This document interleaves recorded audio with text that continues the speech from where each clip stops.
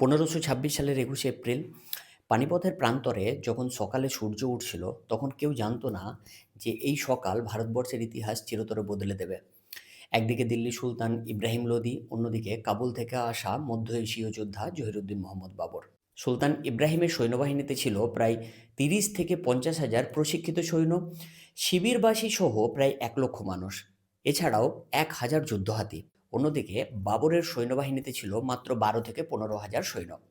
সংখ্যার একটা বিশাল পার্থক্য ছিল, কিন্তু তা সত্ত্বেও যুদ্ধের ফলাফল নির্ধারণ করে দিয়েছিল ভারতবর্ষের এক নতুন যুগের।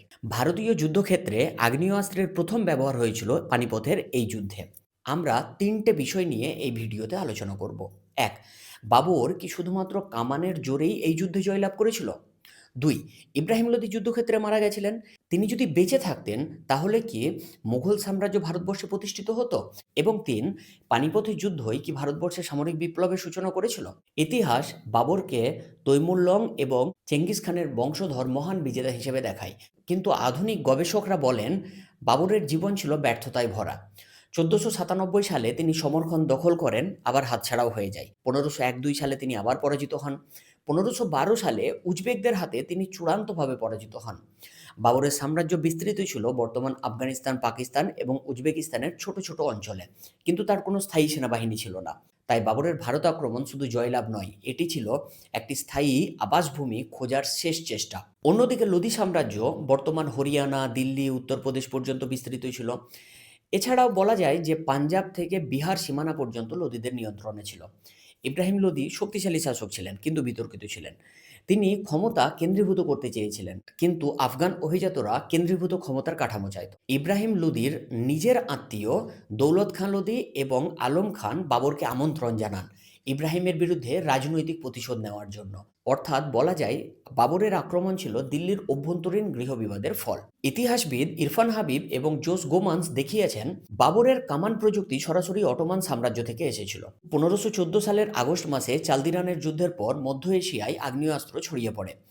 এই যুদ্ধ হয়েছিল অটোমান সাম্রাজ্যের সাথে সাফাভিদ সাম্রাজ্য। অটোমান সুলতান প্রথম সেলিম এই যুদ্ধে জয়লাভ করেন। বাবরের তোপখানা বা আর্টিলারি বিভাগ পরিচালনা করতেন ওস্তাদ আলী কুলি এবং মুস্তাফা রুমি। বাবর তার আত্মজীবনী বাবরনামাতে এই প্রযুক্তিকে তিনি রুমি যন্ত্র বলে উল্লেখ করেছেন। বাবরের কাছে ৪ ধরনের কামান ছিল: জবরজান, কাজান, কাজানি বোজর্গ এবং ফিরিঙ্গি।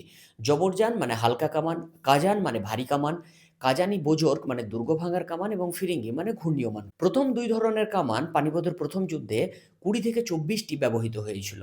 বাবরের যুদ্ধকৌশল ছিল মঙ্গোলীয় তুলঘুমা পদ্ধতি এবং অটোমান আরাবা পদ্ধতির সংমিশ্রণ। মঙ্গোলীয় তুলঘুমা পদ্ধতি হলো পার্শ্ব আক্রমণ পদ্ধতি, অর্থাৎ সেনাবাহিনীকে ৩ ভাগে বাম দিক, ডান দিক এবং মাঝখানে অর্থাৎ কেন্দ্রে ভাগ করে শত্রুকে ঘিরে আক্রমণ করা। আর আরাবা পদ্ধতি কি? আরাবা পদ্ধতি হলো ৭০০টি গাড়িকে শিকলের মধ্যে বেঁধে একটা চলমান দুর্গ তৈরি করা এবং মাঝখানে কামান বসানো। এই পদ্ধতিকে আরাবা পদ্ধতি বলা হয়। এই ২ পদ্ধতির ব্যবহার বাবর পানিপথের প্রথম যুদ্ধে করেছিলেন। এই যুদ্ধে বাবরের জয়লাভকে নিয়ে একটি বিতর্ক আছে। তিনি কামানের জোরে জিতেছিলেন নাকি কৌশলের জোরে? কিছু ইতিহাসবিদ মনে করেন যে কামানের শব্দে হাতি ভয় পেয়ে নিজেদের সৈন্যদেরকে পদপিষ্ট করে মেরে দিয়েছিলেন। তার কারণ আমরা প্রথমে বলেছি যে ১,০০০ যুদ্ধহাতি ইব্রাহিম লোদির সৈন্যবাহিনীতে ছিল। অপর কিছু ঐতিহাসিক মনে করেন মূল বিজয় এসেছে তুলঘুমা এবং আরাবা পদ্ধতির সংমিশ্রণে। বর্তমান সময় মনে করা হয় বাবরের বাহিনী ছিল হাইব্রিড আর্মি, অশ্বারোহী, কামান এবং প্রযুক্তি বা কৌশলের একটি সংমিশ্রণ। বাবর ১২ই এপ্রিল পানিপথে এসে পৌঁছান। ইব্রাহিম লোদি সঙ্গে সঙ্গে তাকে আক্রমণ করতে চাননি। তিনি ভারতীয় গ্রীষ্ম এবং সরবরাহ বন্ধ করে দিয়ে তাকে দুর্বল করতে চেয়েছিলেন। ১৮-১৯ এপ্রিলের রাত্রে বাবর ইব্রাহিম লোদির সৈন্যবাহিনীকে হঠাৎ আক্রমণ করে, ফলে লোদি যুদ্ধ করতে বাধ্য হন। বাবরনামা অনুযায়ী যুদ্ধের দিন অর্থাৎ ২১শে এপ্রিল সূর্য ১ বর্ষা উঁচু হলে যুদ্ধ শুরু হয়, অর্থাৎ যুদ্ধ সকাল সকাল শুরু হয়েছিল। লোদির বিশাল বাহিনী সংকীর্ণ ফ্রেমে আটকে যায়। বাবরের কামান কেন্দ্র অর্থাৎ মাঝখান ধরে রাখে, আর অশ্বারোহী বাহিনী তুলঘুমা পদ্ধতি অনুযায়ী ২ দিকে ভাগ হয়ে বাম দিক এবং ডান দিক থেকে আক্রমণ করে। একটি সূত্রে বলা হয় ইব্রাহিম লোদি যদি আর ১ ঘন্টা বেঁচে থাকতেন তাহলে বাবর পরাজিত হতে পারতেন, কারণ বাবরের কোনো রিজার্ভ বাহিনী ছিল না এবং সৈন্যরাও অনেক বেশি ক্লান্ত হয়ে পড়েছিল। সুলতান ইব্রাহিম লোদির ব্যক্তিগত সাহস এবং তার সেনাপতিদের বিশ্বাসঘাতকতা এই যুদ্ধের ফলাফল নির্ধারণ করে। বাবর তার আত্মজীবনী বাবরনামাতে স্বীকার করেন যে ভারত ছিল তার শেষ সুযোগ। সৈন্যরা লুট করে ফিরে যেতে চেয়েছিলেন, কিন্তু বাবর তাদের স্থায়ীভাবে থাকতে রাজি করান। যুদ্ধের ক্ষয়ক্ষতি বিশ্লেষণ করলে দেখা যায় লোদি বাহিনীর 15 থেকে 20 হাজার সৈন্য নিহত হন।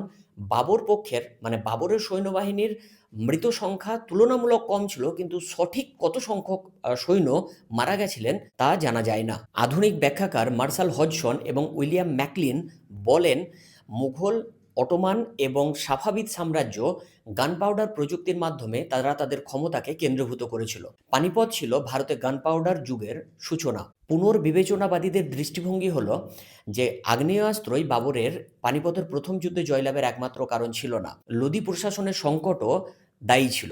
এই যুদ্ধ ভারতবর্ষের ইতিহাসে বিভিন্ন দিক থেকে গুরুত্বপূর্ণ। এক, হাতিকেন্দ্রিক যুদ্ধ থেকে আগ্নেয়াস্ত্র কেন্দ্রিক যুদ্ধে রূপান্তর। দুই, মধ্য এশীয়, পারস্য এবং ভারতীয় সংস্কৃতির একটা সংমিশ্রণ ঘটেছিল এই যুদ্ধের মাধ্যমে। আর ভারতে বিভিন্ন পর্যায়ে প্রায় 300 বছর ধরে মুঘল সাম্রাজ্য প্রতিষ্ঠিত হয়েছিল। পানিপথের প্রথম যুদ্ধ কেবলমাত্র একটি যুদ্ধ ছিল না, এটি ছিল প্রযুক্তি, কৌশল এবং রাজনৈতিক ক্ষমতার একটি ঐতিহাসিক মিলন। আধুনিক গবেষণা দেখায় যে ইতিহাস অতটা সরল নয় যতটা আমরা ভাবি, এবং প্রতিটি ঐতিহাসিক মুহূর্ত একাধিক ব্যাখ্যার দাবি রাখে।